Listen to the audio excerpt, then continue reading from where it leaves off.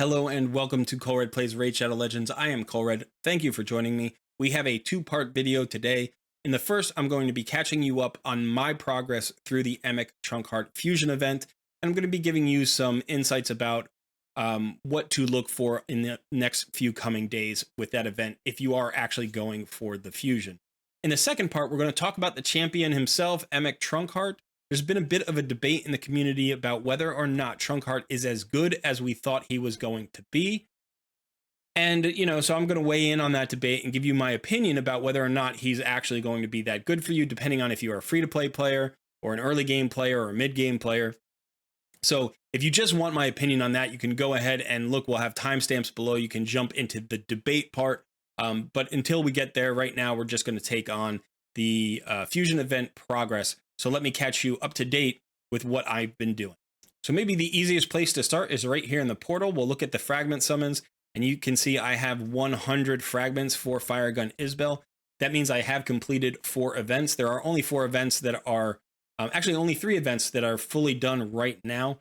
Today is Monday, August 7th, and we will take a look at the calendar and see what that means in terms of the events. Okay, so as you can see here, we are on Monday, August 7th.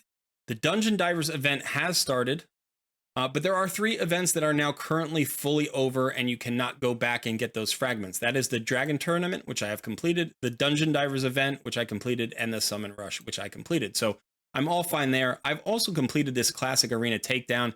That gets me to the 100 fragments that I currently have on Firegun Isbell. So there are a couple of tournaments and events that end in the next little bit that I have to watch out for. I need to complete this champion training tournament, and I need to complete the artifact enhancement event. The good news for me is that both of those are going to be relatively short time investments. I can complete the champion training probably in an hour or 2 based on using brews in the tavern and the champions that I've already leveled up. And then the artifact enhancement event is just about using silver. I have more than enough silver. I'm probably going to be rebuilding some champions later today anyway, so I need to, grind up some gear, and then I can just level up some extra gear that I need to. So the one thing that has started recently has been the Ice Golem tournament, and the Dungeon Divers is going as well right now, so I can double dip there. So if you've held off and not done much in the Ice Golem tournament, you can now turn it up to full speed, and you'll be double dipping, and that is the most efficient way you can approach those 2 events. Now you can see here in the middle of the tournament, we kind of have a dead space where there's not a whole lot going on. Let me get that off the screen for you. We're only going to get the Summon Rush down here, which you may or may not need to use. You can decide whether or not you want to go after that. And then obviously the Artifact Enhancement, the second one starts here. Again, that's mostly silver, so that's not super time intensive, which means Wednesday is going to be a relatively easy day in terms of time investment. You'll probably want to make sure that you finish off the Ice Golem tournament in a good time, but usually you will finish off the Ice Golem tournament a lot more easily than the Dungeon Divers event. So as long as you're on top of that, you should be in a good place. You can see that it does get busier next weekend. Saturday and Sunday both look really busy here with all of the events and tournaments that are starting and ending. So it's nice to have a little bit of a lull in the middle of the week before the weekend kicks in. Just a quick reminder on this Fire Night tournament, the overlap with the Dungeon Divers event is probably going to be pretty short, so you want to plan for that and make sure that you have tons of energy available and maybe some multi-battles available for the end of that Fire Night tournament. You may even want to put just a little bit of energy into the Fire Night tournament before the Dungeon Divers event hits if you're not going to have enough time in that small window to complete the entirety of the Fire Night tournament. So maybe set yourself up, a third or a half of the way if you need to, so that you can finish off the Fire Night tournament Saturday night or maybe early Sunday morning. I don't know how late this goes. You always want to check the timers in the actual game to see what time of the day from, for wherever you live in the world, those events start and stop. Okay, so as you can see, my Emic Trunkheart Fusion event is going according to plan. Now, obviously, there's a long way to go, and so there are plenty of, opportunities for stress and mistakes, but hopefully if we stick to our plan, we're going to get through it successfully. One thing I just want to mention is something that a lot of the community has been talking about, which is just how difficult these Dungeon Divers events are. I think that they're definitely getting harder. They're harder than they used to be, and I have had to schedule more time in the game to be able to complete them. But luckily, I saved enough energy. I knew it would take about 5,000 energy. That's almost exactly what it took. I think it took about 4,800 energy to complete that Dungeon Divers event. We do have 2 more in this fusion event, so we have to plan for that. But luckily, I have enough gems and potion refills and all that stuff to be able to get the energy. Now it's just about having the time and making sure I actually put the time into it, because my auto battles are not going to be enough. So if you're using RSL Helper for PC, or if you have BlueStacks and maybe you can use an auto clicker or a macro for that, then that might make it a little bit easier for you. But if you're doing it on the phone, the old-fashioned way where you just have to click it after you run out of auto battles, you want to set aside some time to be able to do those Dungeon Divers events.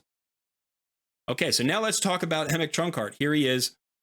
Is this champion as good as we thought he was going to be? I'm going to let you know my opinion in the debate.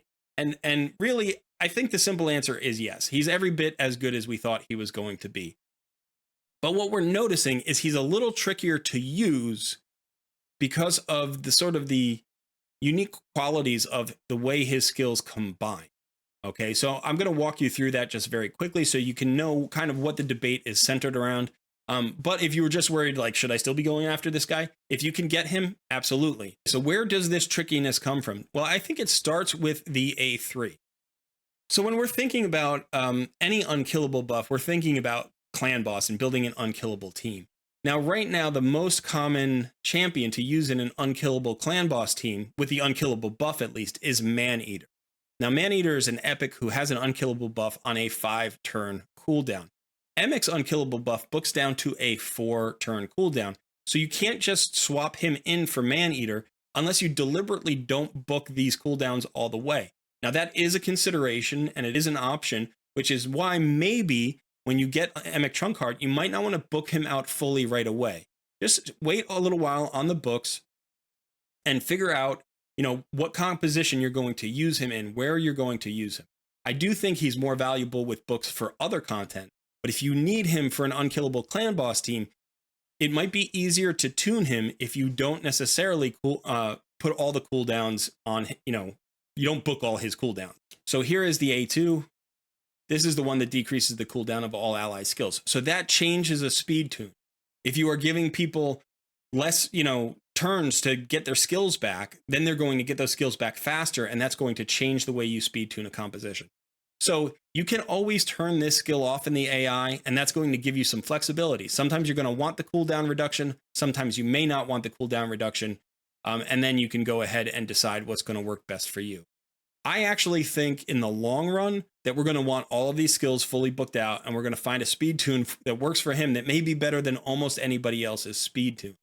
One of the things you could consider is running him with another cooldown reduction champion. So put him in a composition with Painkeeper, and all of a sudden they're going to be not just cooling down everybody else's skills, but they're going to be cooling down each other's skills back and forth. And that's actually going to even give you more options on how to build a composition around these kinds of champions. So the upshot is Emic Trunkheart is amazing. Okay, the last thing I want to talk about is that some people have said that maybe Firegun Isbell might be even more valuable than Emic Trunkheart. I think Firegun Isbell is an excellent champion, and she's an awesome consolation prize. Like, you should even think of her just as a prize. She's not a consolation to anything. If you can go out and get her, get 2 copies of her, get 3 copies of her, you should. That is a valuable champion to get, and multiple copies may be very worthwhile. There's some cool experimentation going on with her in Baumel and some other places where multiple copies of this champion are being very effective. So definitely go after her. But just from a statistical standpoint, I wouldn't say that you would want Firegun Isbell over Emic Trunkheart, even if you didn't look at their kits very closely. And the reason why is simple. If we go to the portal and we click here, we can see right away that, okay, on an Ancient Shard, we've got an 8% chance of pulling an Epic. On a Sacred Shard, we have a 94% chance of pulling an Epic. Remember, during a 2x Ancient Shard event, this goes from 8% to 16%. So between Ancient Shards and Sacred Shards, you have a really high chance of pulling an Isbell somewhere along the line. Remember, she's a Force Affinity Epic. That means you get her from Ancient and Sacred Shards, not Void Shards. Now, if we look at Void Shards, we've got a 0.5% chance of pulling a Legendary from a Void Shard, and even if we pull a Legendary, there are something like 50 or 60 void legendaries in the game. So even if you hit, you've got a 2% chance, roughly, of getting Emic Trunkheart. So you have a much, much higher chance. I mean, maybe 100 times higher, 200 times higher chance of pulling Isbell from a shard than you do an Emic Trunkheart from a shard. So that's the reason why, even if you think these champions are close in like value for progress, you would want the one that is harder to get during the fusion, because the fusion guarantees you that champion. Okay, that is it for me. I've given you my update on my account and my fusion event, how that's progressing. And I hope maybe that's giving you a little bit of insight or a little bit of motivation for completing your own fusion event if you're going after Emic Trunkheart. Likewise, if you were unsure about how good this guy is going to be, I want to just say that I feel like he's going to be a very powerful champion, especially if you are an early game or mid game account, maybe even if you're a late game account. And definitely if you don't have an unkillable clan boss team built yet. But I think he's going to be great in Doom Tower. I think he's going to be great in all wave-based content. This is just going to be a fun, all-around good champion. Okay, that is it for this video. Thank you for hanging out. I hope you found it informative or helpful. If you did, please drop a like to this video. Feel free to subscribe to the channel. That's always wonderful. We also have a growing Discord community, so check that out. The link should be in the description of this video. I will see you in another video soon.